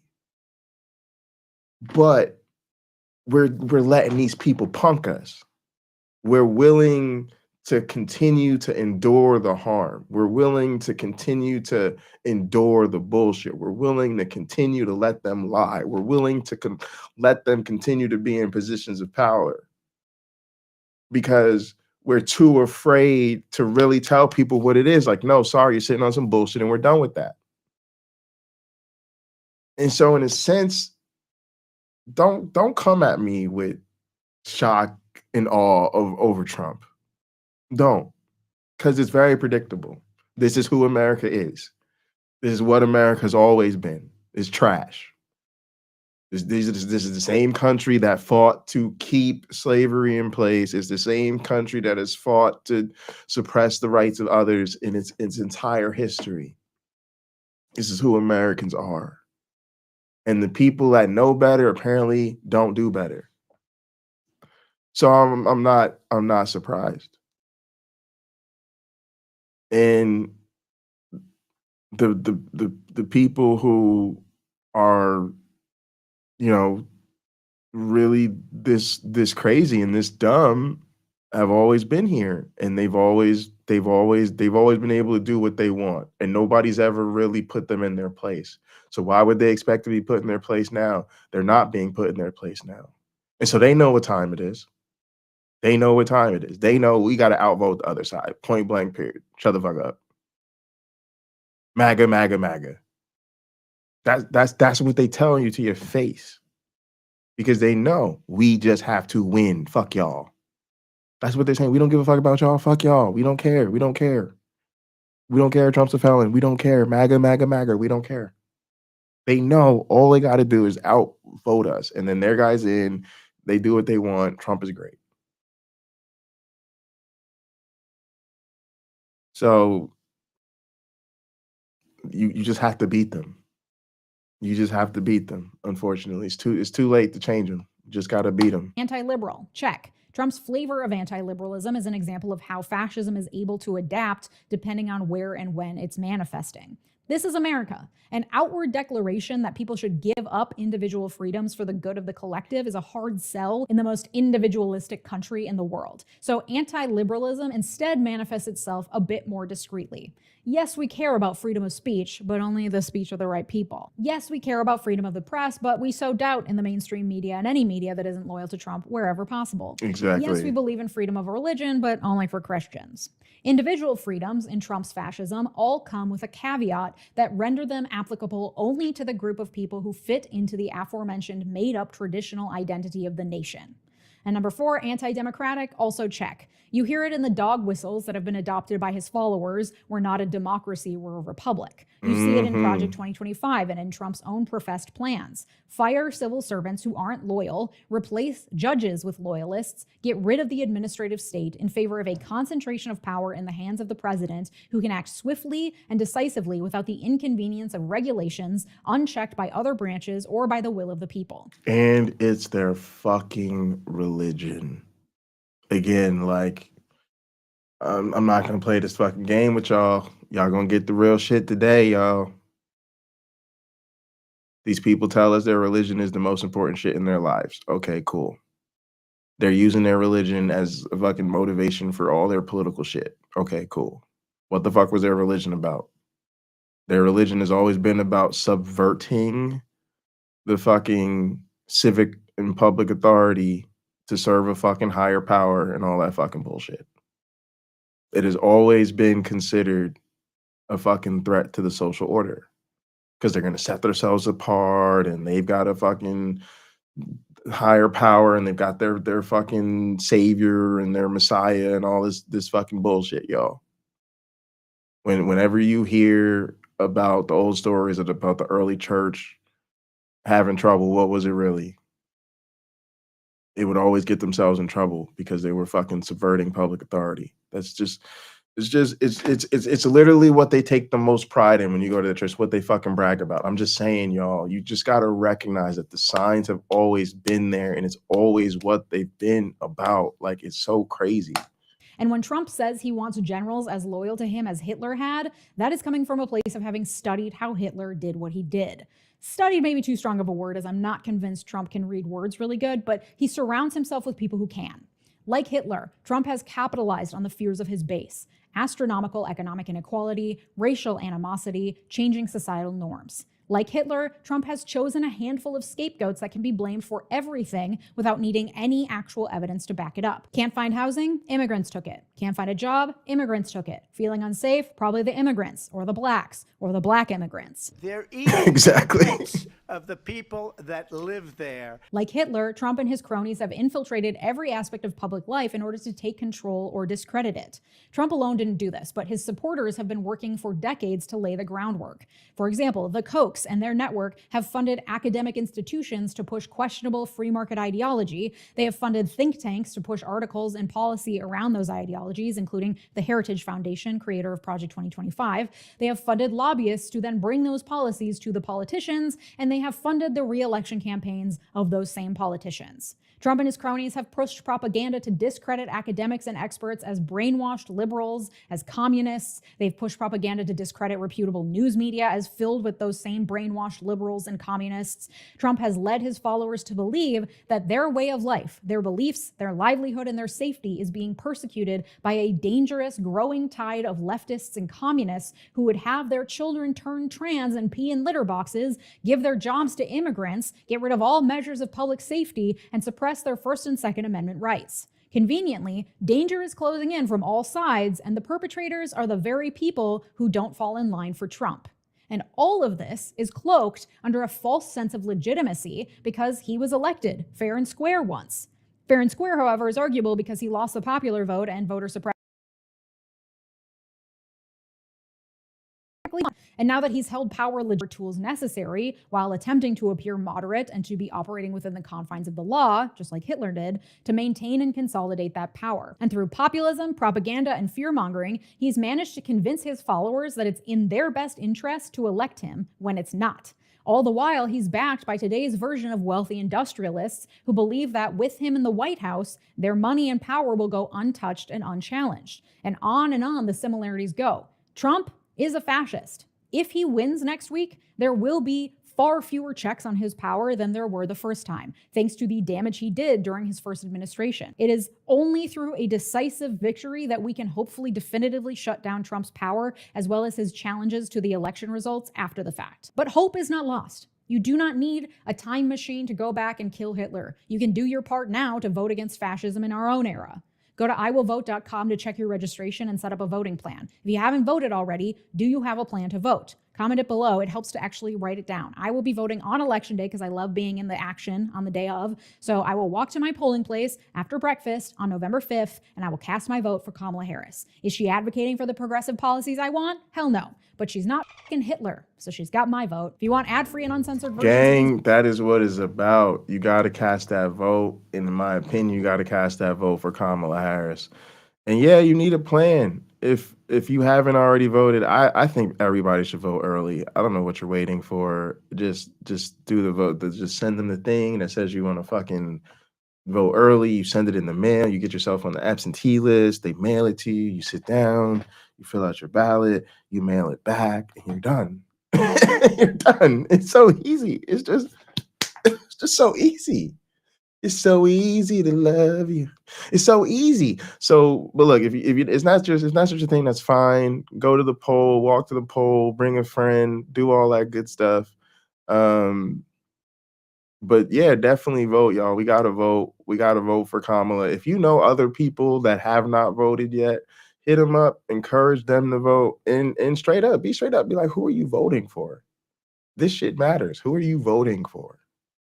Let's talk about it, because maybe they're planning to vote for third party. Maybe they're planning to vote for Trump, and you might have an opportunity to have that sort of last minute conversation. Or maybe you realize they're voting for Trump and they're super committed, and now you have one last opportunity to figure out how to slash their tires and cut their gas line. You know what I mean? like we gotta. It's time to step up and to save democracy. All right, y'all. Look, before we roll tape on this, let's just get the hate, the obvious haterisms out of the way. I know it's a black politician going to the barber shop so she can appeal to the black men. Okay, and now we're gonna have Kamala Harris in the barber shop. Okay. And to that, I just say, fuck y'all, it's a vibe. Look, first off, it's just a thing you're supposed to do. A lot of, I'm gonna tell you what I think about it. It's kind of interesting.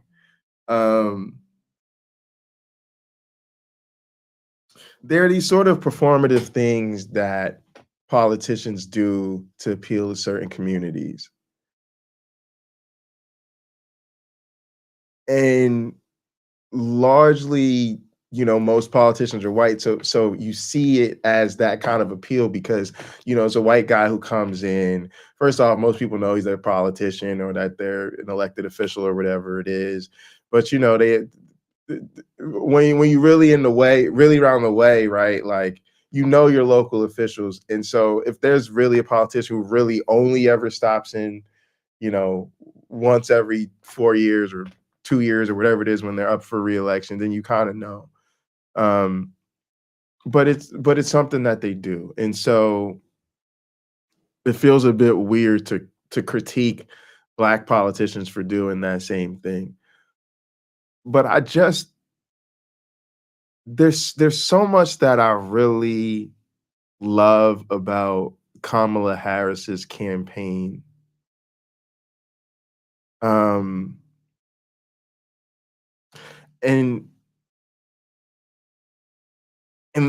I haven't seen this interview, so I don't want to say what's in it because I don't know what's in it. But let me just tell you the vibe. Let me just tell you the feeling. Okay. I often speak about, like, not here, but like when I'm talking to people in person, that like they don't get to see black people in our essence so often. So I took a friend with me to a hip hop concert, and I didn't know a lot of the artists. Yo. I knew a couple of them, like a couple of bigger ones, but we had great seats. We had great because I had my dad's tickets, and my dad's a big wig at the community college or whatever does the event. So we had like VIP seats and tickets and food and drinks, and it was awesome. Second sort of treatment, but it was fun, but it was interesting because even though I didn't know like all the music, I loved just being in an arena full of Black people because people were showing out, people was dressed crazy, the DJs between the sets were crazy, and people there's a ton of weed everywhere. It was so funny. Like you're going in the arena and there's like this message that's talking about how it's a non-smoking facility and there's no smoking allowed at the facility, and then there's like no smoking signs everywhere. There are just clouds of fucking smoke all over the fucking arena. He's like, I love my people, man. We don't give a shit. Those rules don't apply tonight.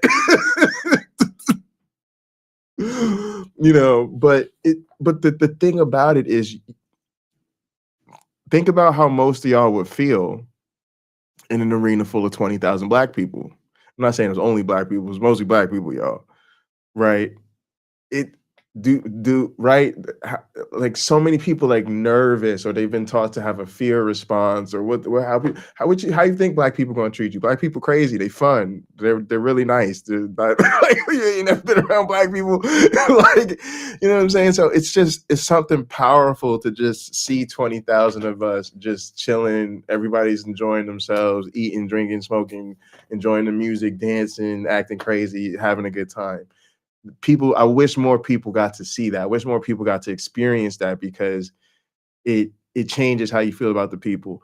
Often say this about when I go to my card game on Wednesday night. I play cards with my dad's friends, and it's really usually just 6 of us. There's different events and stuff that could be more, but our weekly game is usually like 6 of us, 5 or 6 of us, and we're just sitting around playing cards. And I'm like, the world doesn't get to see Black men just in a room bullshitting, just playing cards together. There's always everything is so negative around us. That's what I'm getting at, right?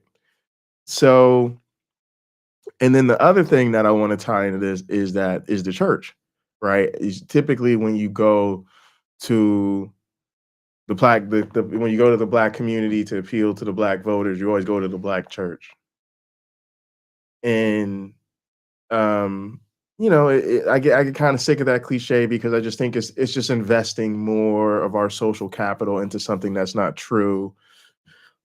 And I think it's a problematic message on both sides. I think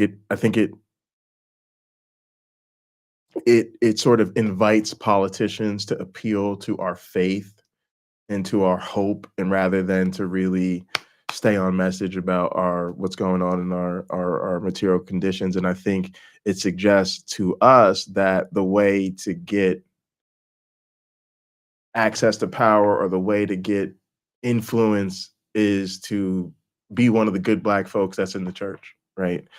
And again, it's just not going anywhere for us.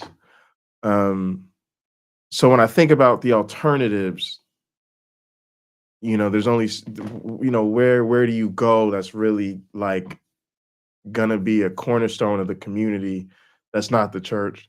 I think that the barbershop's probably not a bad place to start. And then of course, there's been a lot of shows and movies and podcasts and things like that from the barbershops. But the other vibe is like, I guess my mom's light skin, but Kamala looks like my mom in that vibe of just, it's crazy to see a Black woman, running for president in the barbershop as a Black woman.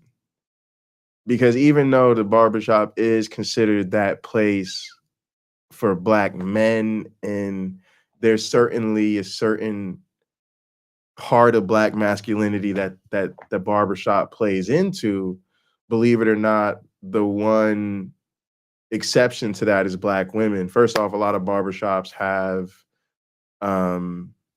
like a person who weaves or does braids or does certain, basically like certain salon type skills they might have a setup in the barbershop, like I go to has that, not all the time, but there's there.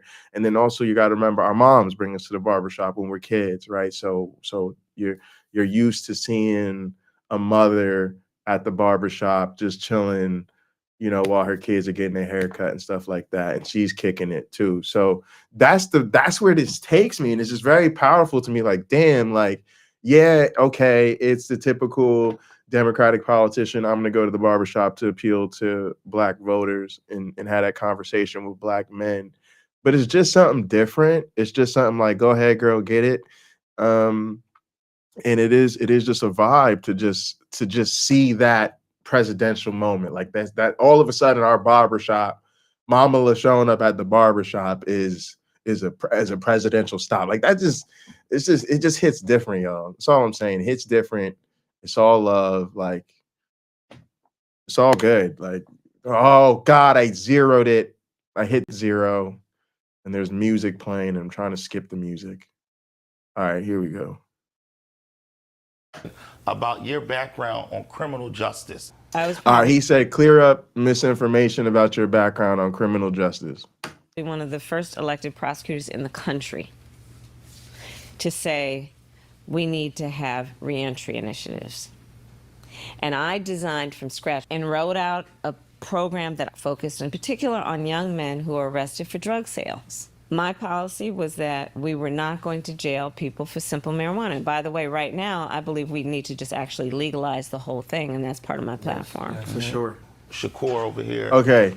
We got to talk about this a little bit. So some of y'all may know I used to want to be a lawyer. That was before I started doing research. That was the career path I had chosen. And I decided I wanted to be a prosecutor. Like I didn't necessarily want to be a prosecutor forever, but like I wanted to go into like public interest law and some different things. And I was like charting out paths, and I had a lot of legal mentors. And being a prosecutor is actually recommended because for somebody like me, right? Because I love being in court. People know I love being in court. And prosecutors are in court way more than any other type of attorney. So you get way more trial experience and court experience. And it's also like a good path because it's not necessarily the highest pay. You're not necessarily making the most money, but you're considered a public servant and you make a lot of really good connections, right? And I was really heavily involved in politics. So I was like, oh, that's awesome. I'm gonna be a prosecutor, and then we'll take it from there. So when I worked for the Booker administration, I worked in the prosecutor's office. And what I was also a big fan of Johnny Cochran. Of course, I actually got the chance to meet him before he passed. And he used to work in the LA prosecutor's office. And even though he's really well known for the OJ case, like I actually read his books, and he was the first person to introduce me to prosecutorial discretion, which is the idea that the prosecutor actually has a huge role to play in the justice system, and the fact that the prosecutor is the person who can say, we're going to prioritize prosecuting these type of crimes. We're not going to prosecute these type of crimes. And when certain cases come up, you can say, we don't believe it's in the interest of justice to prosecute this crime at all, right? And so I'm just trying to introduce this to people because I think a lot of times people in their head are like, oh, you become prosecutor because you want to chase bad guys and you want to lock people up and and you hate Black people. So it's like, no, actually, a lot of times it's exactly the opposite. It's like, I want to be the person who doesn't do that. And I hear Kamala articulating a lot of that. And it just resonates with me because that's how I felt. I wanted to do the job so that I could, prosecute serious crimes and make do my part to make the community I cared about safer, but also not prosecute certain crimes strategically so that I wasn't wasting the community's money, and that I wasn't and that I could know that that I was part of the reason the justice system was doing less harm, right? And even in cases like I worked in the city of Newark, and we didn't have like actual decriminalization laws at the time. So like technically marijuana possession and those like things like that, like they were crimes and they were misdemeanors and things like that. But people don't realize like we always, especially if you didn't have any other offenses or any serious record or stuff like that, we always pled those things down to like really non-serious city ordinances and things like that. And I always called it ghetto decriminalization. It was like sort of our way of doing the same thing. We're not going to lock people up or put serious charges on people's record just because they got caught with a little weed. We're gonna give them this other wandering charge was the actual thing. It's like wandering with the intent to possess, use, or distribute weed. And it was just like a local ordinance or whatever. So there's my point is that there's a lot of nuance in the law, and it's really good for her to sit down in a barbershop with black men and not kind of jive around it, but to really speak to her motivation and sort of let them in to see sort of that other side of what goes on in that room. The other thing that was huge there that people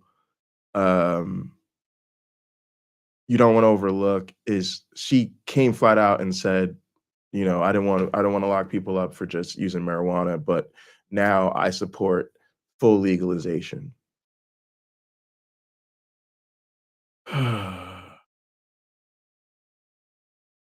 So this is my fight, y'all. You know, I was a big part of the reason I was in that position was because I was always a big advocate for the legalization of marijuana. I was the president of the Normal PSU, which is the Penn State chapter of the National Organization for the Reform of Marijuana Laws. I was trying to legalize weed where I went to college. I thought that would be good practice for law school. Turned out to be way harder than I thought it would be, obviously.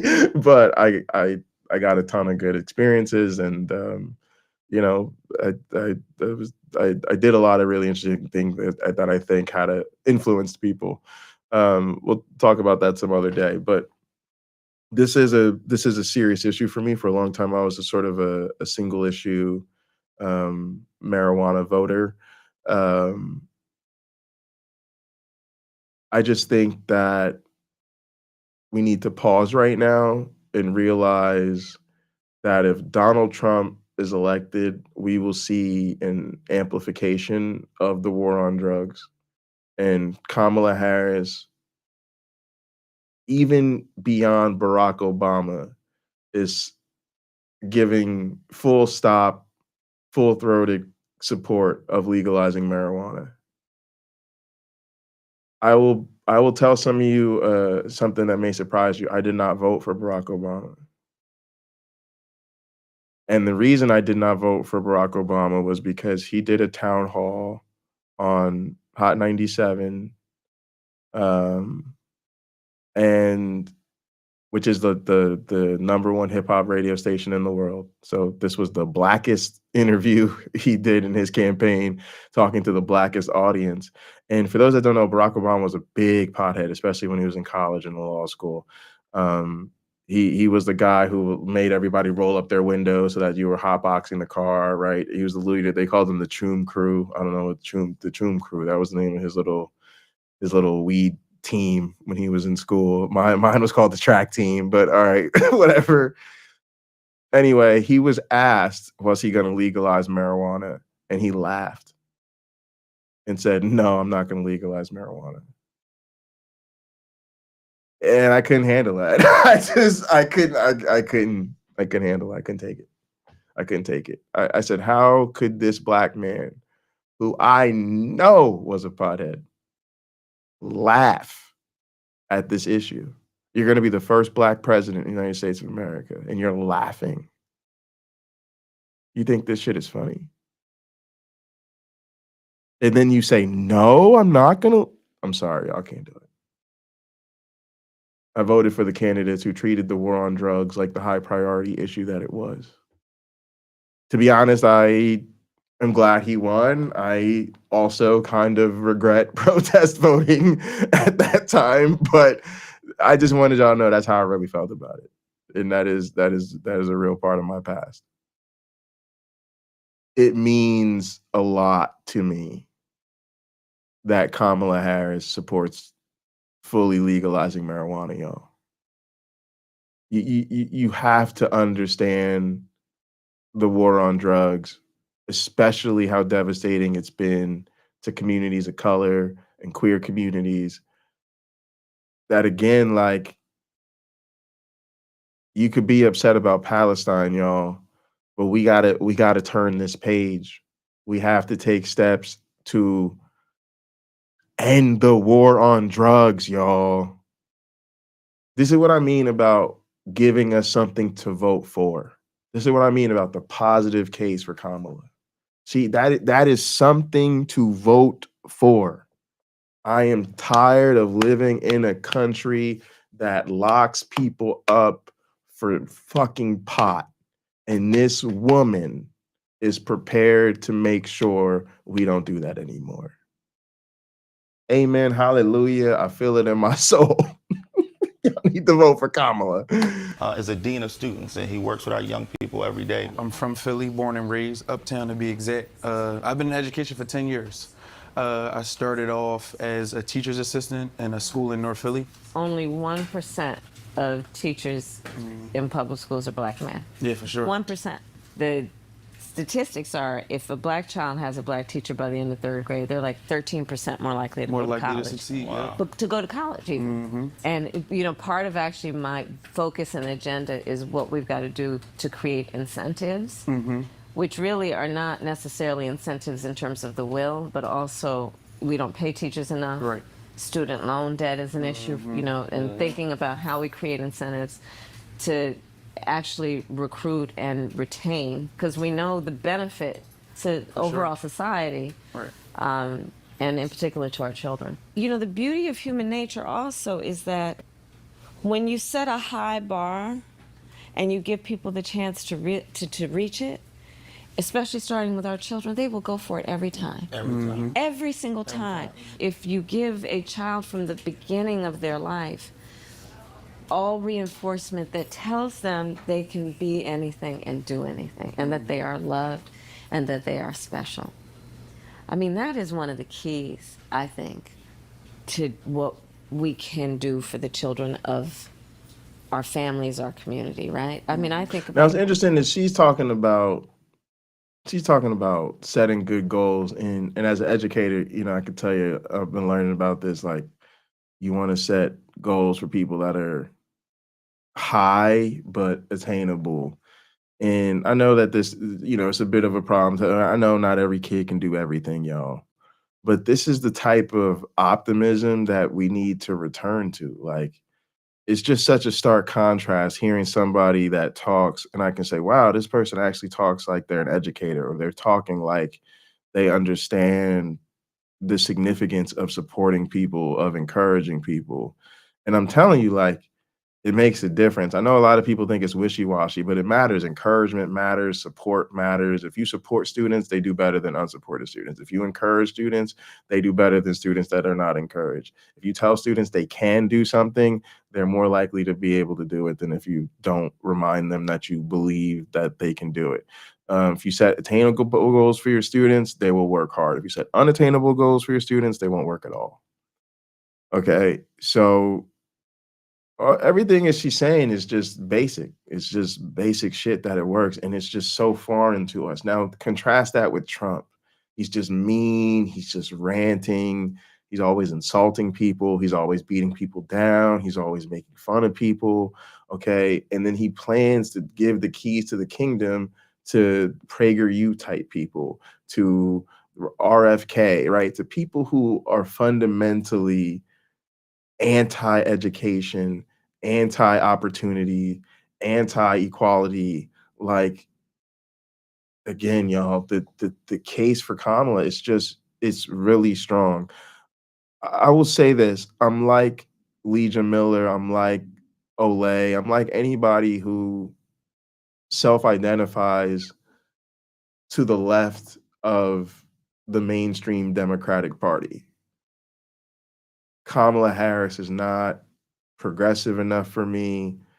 She's not woke enough for me. She's not leftist enough for me in terms of my personal politics. Setting aside my personal politics, as a mainstream Democratic candidate, I'm very impressed with her. I am way more impressed with her than I was with Joe Biden 4 years ago, and of course, Joe Biden, earlier this year. And it may surprise a lot of people. I am way more impressed with her than I was with Barack Obama. I think she has capitalized and caught up to the Obama enthusiasm. I think the people that have polled, that have tried to quantify these things, have actually come out and said she's really managed to capture a similar type of enthusiasm to Obama. And I think in this moment, for what America needs right now, in many ways, she has exceeded it. She's a very impressive candidate. So I said all that so I could say that sincerely. I think she is a very impressive candidate. I'm legitimately impressed by her run, her organization, her campaign, and I'm excited to see what she'll do as president. I think there are some real challenges. I think most of us are very well aware what those challenges are, but I'm excited to see what this woman can do. Cheers, gang. I grew up at a time where, Aretha was singing "You Are Young, Gifted, and Black." And every signal we received told us that. Right. Yeah. And, we weren't particularly special, but everybody told us we was. Right. And we believed That's what we're talking about is representation and why it matters. You may not know what I'm capable of, but my mama told me I'm very special. And I'll be honest with you, gang. Y'all know me. Y'all know I think I'm special. But that's where it started. My mother always made me feel special. My dad made me feel special. My grandparents and my family made me feel special. Now I knew certain things, like I was the only Black kid in my whole school, so I was different and unique and things like that. I didn't have a hard time getting attention. But I've always really seen a huge difference there. I've always just really seen a difference between people who are told they are something and that they're going to be something versus people who are told they ain't shit. Because I mean, I was like, I know a lot of people, Black and white, like just coming up, different cousins and different people had my family who their parents talked to them and treated them very differently. And some of the just my peers and my friends in a way, I'd be like, oh my goodness. And so I don't know how those people grew up to believe in themselves, because it really does. And so I really do appreciate that. I really do appreciate that. If I fell short, it was going to be on my own. If I had shortcomings, it was going to be on my own. It wasn't because people were trying to convince me I couldn't do things. I think even when it was clear I couldn't do things, people kind of encouraged me and let me find my own things. Like, for instance, like I love basketball. Basketball is like my first love. But music and playing drums became my real passion in life. And I'm a much better drummer than I am a basketball player, even though I still love the game of basketball. But, people let me find my success in music and then dedicate more to that and let basketball fall by the way. So I didn't have people coming up to me telling me, you can't play ball, right? Jay, you can't hoop. You need to be just play drums, right? Like people didn't do that to me. And so it's important that we treat each other well, y'all. That's right. Being able to see yourself as a heroic figure. Yeah, right. Everybody feels lonely. Everybody feels like things aren't going your way. And when you look around, the way that society is being constructed, the way that it's just everything is so against you. No matter who you are, you're going to have to hit the same roadblocks in life. As a Black man, it was about 2 weeks ago you released your plan for Black men. And first, let me say thank you for doing it. I loved it. But it's based on work I've been doing for years, by the way. Exactly. Right? Yeah. But a lot of times brothers don't feel seen. Yeah, but understandably. And so literally having a plan that says, Black men, this is for you. Right. was extremely important. What we're seeing Now, is some of y'all need to hear this, because this is interesting. In a sense, we don't like this. Like, we in a sense feel like I should be able to just have a plan for Americans, and it should work for all Americans, and everybody should be able to buy into it. And there's legitimacy to that. What I want people to understand is the current reality of American politics is incredibly demographic driven. It's incredibly identity driven. I'll give you an example. So Newark is, major city closest to me. Serious New Jersey politics.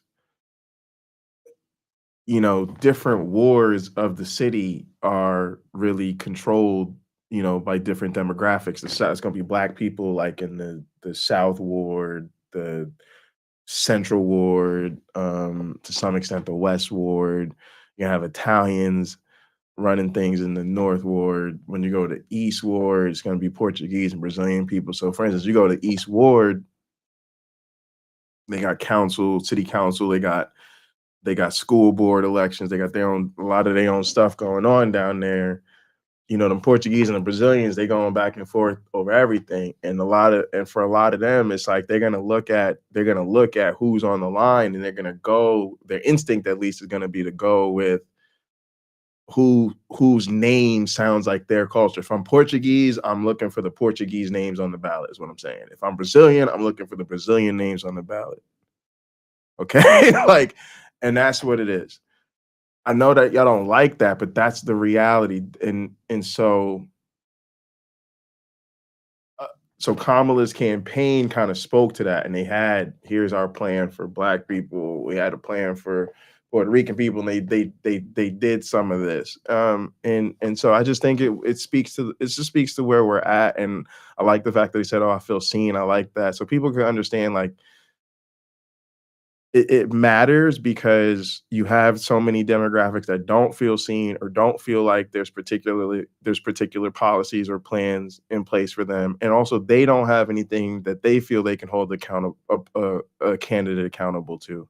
Because, to be honest, when we start talking about unity and we start talking about policies for everybody and all of this, Black issues go to the side. They're pushed to the back.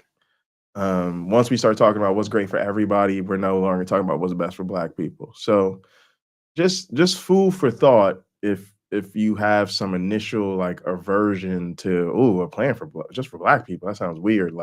Yeah, think a little bit, more about our current political landscape.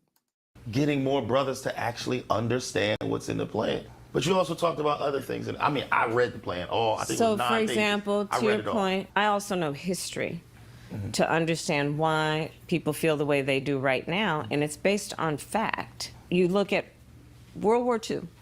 Okay. The people who went to fight that war, who were predominantly men, went to go fight that war. They came back, and America called them the greatest generation.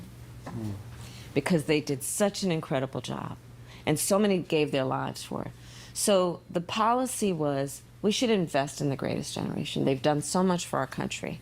And one of the things that we did as policy to create federal programs to help them, including giving an incredible infusion of resources into helping people buy homes, to become homeowners. Right.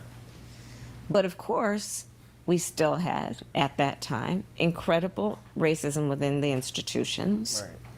So in spite of a policy that was supposed to benefit everyone, which boosted a lot of people, our Black servicemen did not benefit from that boost as much as others did. So you just look at these different moments in time, right? You look at redlining. I mean, it happened here in Philly, it happened all over the country, which is Black people who were ready to buy homes in areas where they could then build the wealth, right? Were not allowed to buy in those places. And today, Black families are 40% less likely to own their homes than others, okay? Right. So part of my plan and policy is recognizing that, to give people a $25,000 down payment assistance if they're a first-time home buyer, which just helps people literally get their foot in the door. And then folks will save up. They'll do what they do to make the mortgage. Part of my plan is a $6,000 child tax credit for the first year of your child's life, because as we know, the vast majority of our parents, young fathers and mothers, want to parent their children well, but don't always have the resources to do it. Part of my plan is about dealing with black men's health. I mean, we know the statistics. First of all, black people are 60% more likely to be diagnosed with diabetes. When we talk about our men, like twice as likely to die from things like colon cancer and prostate cancer. I lost my wife last month to colon cancer. I know you did. So when you talk about colon cancer, I know you did. And I'm so sorry. I appreciate that. But the truth is, I lost my mother to colon cancer. You're so right. We have to utilize our platforms to make sure that people understand early screening, early detection. And for brothers, like, we'll come in the barbershop, we'll talk about everything else, but we won't talk about health care. Yeah. We won't talk about those things that could mean life or death. That's exactly right. And the quality of life, too. Yes. Right? I know and see and understand the dimensions of life that we are talking about when we talk about our men. And it's about home ownership. It's about being a business person. It's about having dreams. It's about having ambitions. It's about education. It's about health. And it's, yes, it is about the election, but it's more than that. Because part to the point that we've been talking about, and you talked about so beautifully, when people feel alone, it's very disempowering. Right? When you feel it's like you against the world, it's very disempowering. And I want people to know that they are not alone.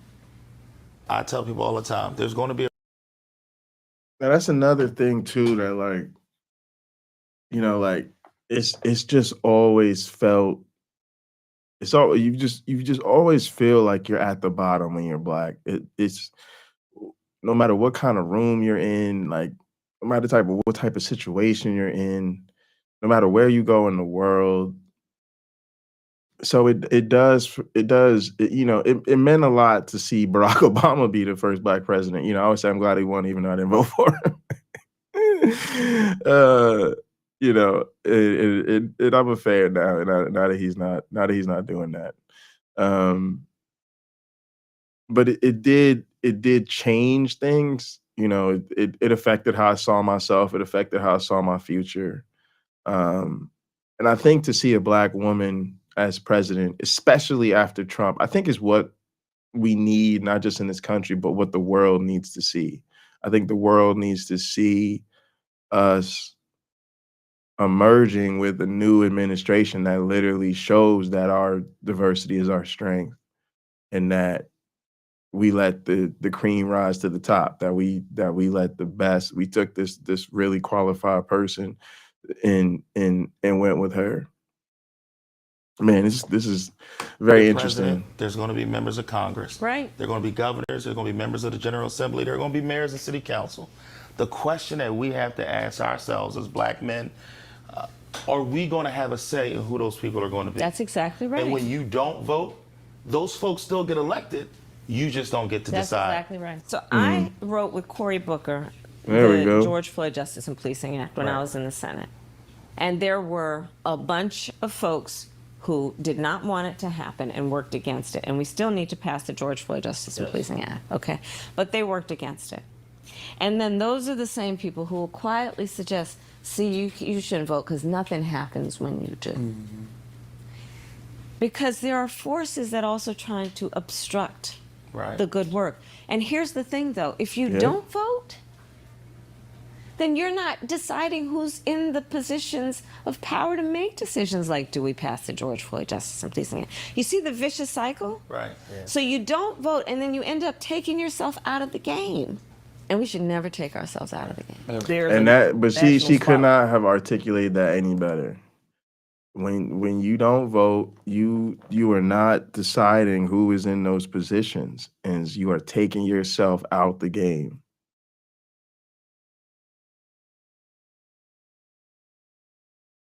And I gotta be honest, it just feels like spite at this point. It really just feels like spite. It feels like people are so fed up with the system and they've now bought into this messaging that the parties are all the same, it doesn't matter. Um, and so now they're willing to take us all out the game to prove a point. And it feels like they don't care how terrible things are gonna be as a result. Y'all, this is like, it's just my final plea. Like I said earlier, sometimes you just gotta do it for the people you love. Do it for the marginalized people in your life. Please vote for Kamala Harris. Because not voting or voting for a third party,